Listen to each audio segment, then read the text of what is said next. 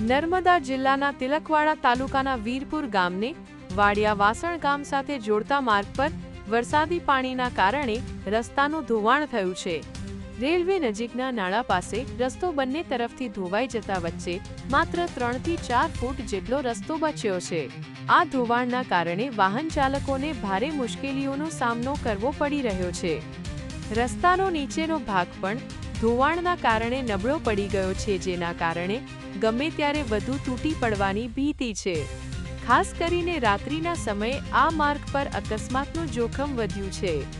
ગ્રામજનો આ સ્થિતિને લઈને ચિંતિત છે અને તંત્રને 6 તાત્કાલિક પગલાં લેવા માટે વિનંતી કરી રહ્યા છે। વીરપુર ગામની નજીક વર્ષો જૂના નાળા પુલિયા પર સળિયા બહાર નીકળી ગયા છે અને ખાડા પડી ગયા છે। વરસાદી પાણી નીકળવા માટે બનાવવામાં આવેલા આ નાળાની હાલત પણ જર્જરિત બની ગઈ છે।